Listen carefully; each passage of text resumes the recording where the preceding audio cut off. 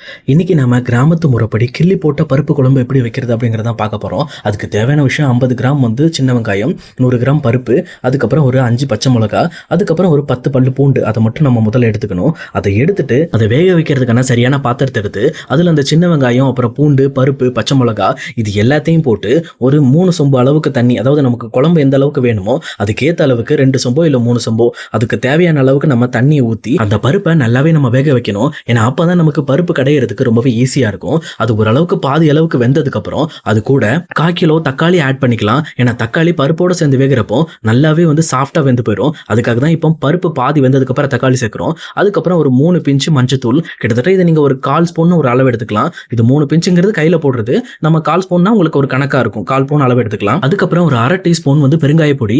பெருங்காய பொடி சேர்த்துக்கிறதுனால நமக்கு வாயு பிரச்சனைகள் அதிகமா வராது.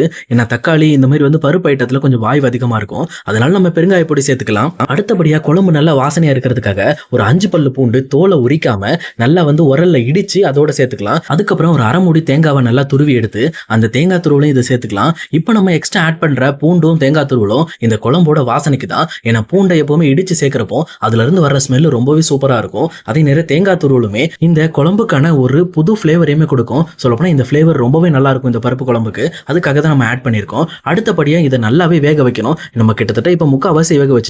அதுக்கப்புறம் நல்லாவே இந்த பருப்பு இந்த தக்காளி எல்லாம் வேகிற வரைக்கும் கொதிநிலையில விடணும். அது ஃபுல்லா முடிஞ்சதுக்கு அப்புறம் அந்த தக்காளியில இருக்கிற தண்ணியை தனியா வடிகட்டி எடுத்துக்கணும். இந்த ப்ராசஸ் எப்பவுமே நம்ம நார்மல் பருப்பு குழம்புக்கு பண்ற ப்ராசஸ் தான். தண்ணியை தனியா எடுத்ததுக்கு அப்புறம் நம்ம எப்பவும் போல அந்த காய்கறி பருப்பு எல்லாத்தையும் தனியா எடுத்து இப்போ நம்ம அதுல கொஞ்சோண்டு தேவையான அளவுக்கு உப்பு ஆட் பண்ணிக்கணும். உப்பு ஆட் பண்ணதுக்கு அப்புறம் எப்ப நம்ம கடைய ஆரம்பிக்க வேண்டியதான். சொல்ல போனா உப்பு ஆட் பண்றதுனால அந்த கடையிறதுக்கு ரொம்பவே ஈஸியா இருக்கும். அதே நேரம் அந்த பருப்பு, தக்காளி, காய்கறி, மிளகாய் எல்லாமே நல்லாவே வதப்பட்டுரும். சொல்ல போனா அதை நல்லாவே ஸ்ட்ராங்கா கடையிறதுக்காக தான் உப்பு ஆட் பண்ணியிருக்கோம். இது எல்லாமே நல்லா கடைஞ்சி எடுத்துக்கணும்.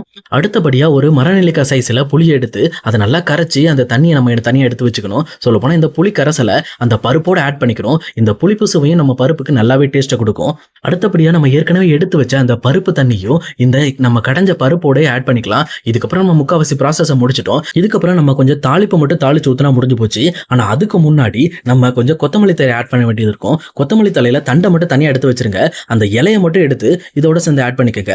இப்போ நம்ம சிம்ல ஆல்ரெடி பருப்பு வச்சிருக்கோம். அது கொதிச்சிடக்கூடாது. பட் ஆனால் அரை சூட்ல இருக்கணும். அது லைட்டா நுர வரணும். அதாவது அந்த குழம்புல இருக்கிற மசாலால இருக்கிற ஃபிளேவர் எல்லாமே நுர மூலமா வெளியில வரும். அப்படி நல்லாவே நுர பொங்கிடுச்சுனாலே அடுத்தபடியா நம்ம குழம்பு வேலை முடிஞ்சுது. இப்போ நம்ம தாளிப்பு மட்டும் தான் ஊற்ற வேண்டியது இருக்கும். அடுத்தபடியா ஒரு 100 சின்ன வெங்காயம், 2 கொத்து கருவேப்பிலை, ஒரு 5 வரமிளகா, அப்புறம் நம்ம ஏற்கனவே எடுத்து யூஸ் பண்ண அந்த கொத்தமல்லியோட தண்டை எடுத்து வச்சுக்கோங்க. அதுக்கப்புறம் ஒரு டீஸ்பூன் ஜீரகம் எடுத்துக்கோங்க. ஏன்னா ஜீரகம் பருப்பு குழம்புக்கு ஒரு நல்ல வாசனையை கொடுக்கும். அடுத்தபடியா ஒரு வானல்ல கொஞ்சோண்டு எண்ணெயை ஊற்றி நார்மலா கடுகு உளுத்தம் பருப்பு அதுல முதல்ல நம்ம போட்டுக்கலாம். அதோட சேர்த்து நம்ம சின்ன பீஸா வெட்டி வச்சிருக்க சின்ன வெங்காயத்தையும் சேர்த்து ஆட் பண்ணி அதையுமே ஒரு அளவுக்கு நல்லாவே ஃப்ரை பண்ணிக்கலாம். அது நல்லா ஒரு பொன்னிறமா வர்ற வரைக்கும் நம்ம ஃப்ரை பண்ணணும். அதுக்கப்புறம் வரமிளகா, கருவேப்பிலை, கொத்தமல்லி, ஜீரகம் இதெல்லாம் ஆட் பண்ணி நல்லா வறுத்து எடுத்துக்கணும். அது ஓரளவுக்கு நல்லாவே ஃப்ரை ஆனதுக்கப்புறம் நம்ம ஏற்கனவே எடுத்து வச்ச அந்த கொத்தமல்லியோட தண்டை ஆட் பண்ணிக்கணும். இப்போ கொத்தமல்லியோட தண்டை நம்ம தாளிப்பில் ஆட் பண்றதுனால ஒரு நல்ல ஸ்மெல் கிடைக்கும். சொல்லப்போனா இந்த பருப்பு குழம்பு நல்லா அந்த கொத்தமல்லி ஸ்மெல்லோடையே ஒரு புது டேஸ்டோட இருக்கும். இது வரைக்கும் நீங்க செஞ்ச பருப்பு குழம்புக்கும் இதுக்கும் பயங்கர டிஃபரன்ஸ் இருக்கும்.